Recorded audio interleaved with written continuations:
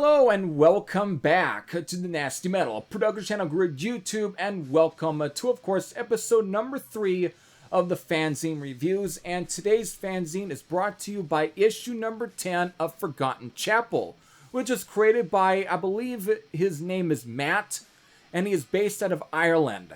So there we go.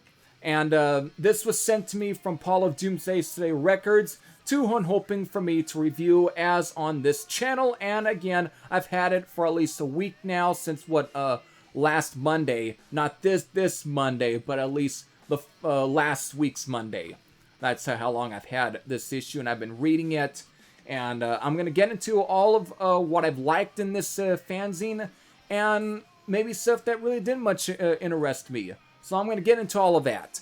Either way, this was a really well put together fanzine to begin with, and again, I've contacted him anyways, letting him know that I'm reviewing this, and I'm hoping I will definitely get some sort of, links or anything to put in the description box. And again, since it is out on Sunday, you might see at least some links in the description box. So, let me get into my overall thoughts on issue number 10 of Forgotten Chapel. Now, let me get into some little facts about issue number 10 of Forgotten Chapel.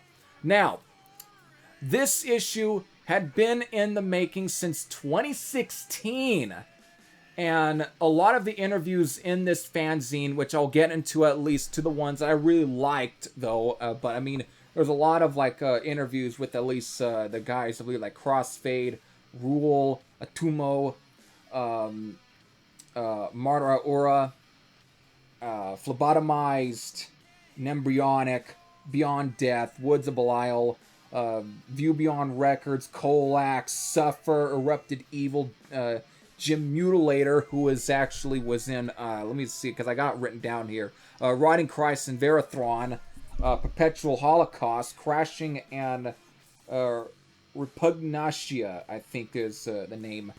But there's a lot of guys, and again, a write-up on the band Necrosanct, which I'll get into as well, and I'll where they're from. But the guy went into lengths to really get a lot of these interviews in. He's got some reviews in the fanzine here, and I mean, I can pretty much briefly run through some of the pages here a little bit. See, you get a lot of the, this is so, I mean, here's the fucking beginning page, all of this, every bit of this. It's like, the time and effort that he put into this fanzine is remarkable, but again, what is more remarkable is that this, again, had been in the making since 2016. A lot of the interviews really took place between the years of 2016 and 2017. Maybe in the 2018 or 19, it's really not a whole lot of specified which a lot of the interviews took place in. But for the most part, I can admit, since some of them took place in 2017, and maybe one of them in 2016, again, I didn't really much pay attention, mostly because I was just so involved and so focused on the whole stories and everything that they, obviously that a lot of the members and everything were going to and were just talking about. And to me, I was just so, really was so focused on that. And that's what I really ended up, why I didn't really pay attention to a lot of the timelines these interviews took place. But it had to at least been between 2016 and 2017. Again, Matt of Forgotten Chapel probably would correct me on that in the comments section below. But again, not that it really completely matters. But again, it had been in the making, and he really started really finishing up this fanzine in 2020. That's why there's a whole rant about the whole COVID-19, and of course the whole rant about just overall rarities being sold on eBay for shitty, again, completely ridiculous shitty prices and so on. There's a whole rant section on that, which I thought was really interesting. But at the same time, I agree with what he's tend to say in that rant, because I completely I share some of those same thoughts anyways. But again, it's been, and then finally he got it released this year, and so what a journey this had to have been for him to really try and finish up issue number 10 of this fanzine. And again, this was probably what was a burden he was gladly to get off of him. And again, it'd been on the back burner for that long. So at least it didn't all get burnt up on the back burner.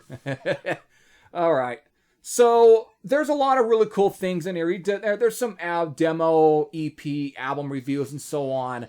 And I'm going to be honest with you, I didn't really read a lot of those because, to be honest with you, again, I hate the reuse words, repeat myself. But I don't really tend to really care to really read reviews on releases that I'm not really much familiar with, even though I know that can be a very good thing because it might turn you on to something. But at the same time, these days, I just prefer to really listen to the actual release than to really read or read a review before. Sometimes I will cave in and do that with other albums, like more bigger albums, but be honest, I just don't care. I'd rather really listen to the release first, then go and actually read the review. So I might come back to this and read some of these reviews if I ever come across some of the EPs or demos and whatnot that he's reviewed in this magazine, or he had other people do. And again, I didn't pay attention to some of the other guys he had on board and to conducting some of the other interviews in this fanzine. Either way, I just really more pay attention to what they were saying instead of what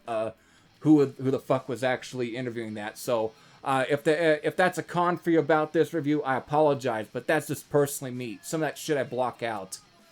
Either way, I just had a lot of fun really reading a lot of the interviews. So that to me is like the real meat of this whole entire fanzine is just the interviews. And I got a lot of highlights for some of these interviews. And again, I really loved, again, the interview with Tom Palms of the, I think they might still be defunct, or they could be together still, but of the Dutch death metal band Phlebotomized. I really like the page on the defunct British death metal band Necrosanct. Again, they're from Britain, which it's not much specified on who is really giving their stories and everything of the time, this overall time of being a Necrosanct. But still, I just enjoyed the whole entire write-up. I enjoyed what they talked about. If anything, it's inspired me to want to probably go out and maybe check out some stuff from Necrosanct and what's really out there. Again, they're defunct.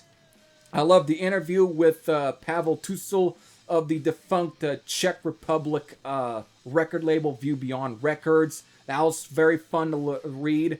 I love the interview with Jonas Stahlhammer of the defunct Swedish death metal band Tumo, and of course these days is with At the Gates.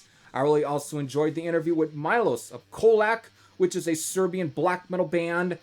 I also enjoyed the interview with Dennis Jack of I think this is another really defunct Dutch death metal / grindcore band Embryonic.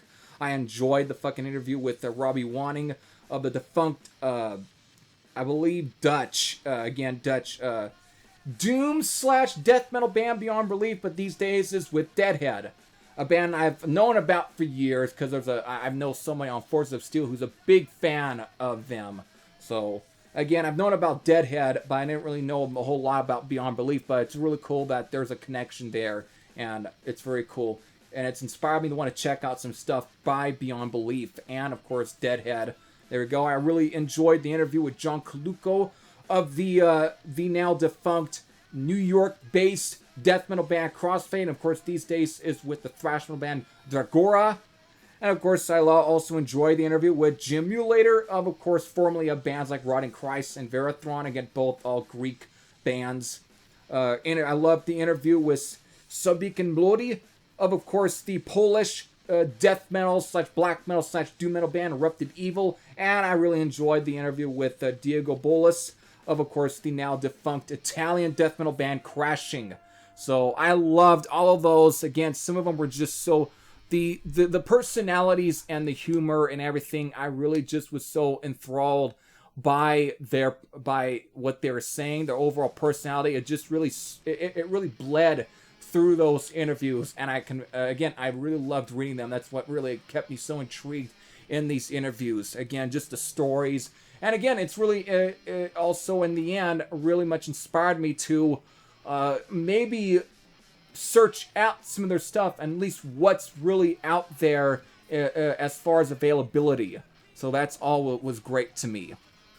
So in the end, I'm going to give it a rating. I'm going to give it a 9.67 out of 10. I think it was a really solid, enjoyable fanzine. So Again, if you're into fanzines and you really want to check out some just some overall interviews or reviews that you really can sink your teeth into, I definitely suggest checking out issue number 10 of Forgotten Chapel. Again, I'm going to leave you as links as possible to where you can get a hold of this fanzine, because I think it was a really enjoyable read from beginning to end. So there we go. Thank you to, of course, to Paul of Doomsday Records for sending this out to me. And, of course, kudos to, of course, Matt of the fanzine, the creator and the founder, for finally getting this out. It's a really fun read, and who knows, I'm probably making a new friend in a guy there. So there we go. Hope all of you enjoyed. This is Heavy Thresh saying I'm out, and I'll see you all later. Take care, everyone.